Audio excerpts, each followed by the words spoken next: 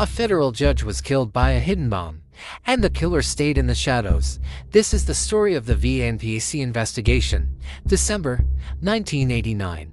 The holiday season was in full swing. But a silent threat was moving through the U.S. postal system, undetected and deadly. At the home of Judge Robert Vance, a small and remarkable brown parcel arrived. It looked like any other Christmas gift from a friend. Inside the kitchen, the judge began to untie the string. In an instant, the peace of a suburban afternoon was shattered by a blinding flash. The blast was devastating. Judge Vance was killed instantly.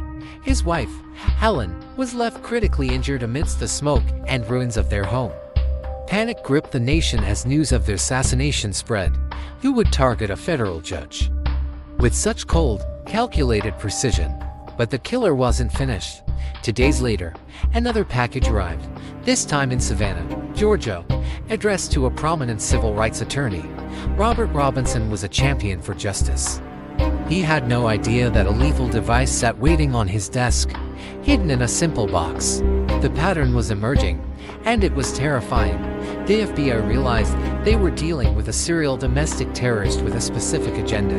The Bureau launched Operation Van Pack, one of the most intensive forensic investigations in history, involving hundreds of agents across the South. Every fragment of the bombs was recovered and scrutinized. Nails, paint chips, and bits of wire became the silent witnesses to the crime. Forensic experts spent months reconstructing the devices, looking for a signature that would lead them to the bomb maker's identity.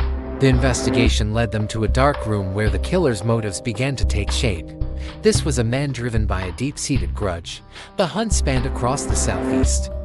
From Birmingham to Atlanta, investigators followed a trail of cold steel and bitter hatred. They looked for anyone with the mechanical skill to build such sophisticated, deadly devices. Every lead was a potential breakthrough in the case. Then came the letters, a manifesto, typed with chilling precision, detailed the killer's warped ideology and his perceived grievances against the judicial system. Forensic analysts discovered a vital clue. The design of the mail bombs mirrored a device from a 1972 case involving a man named Walter Moody. Moody had a history of violence and a long-standing feud with the courts.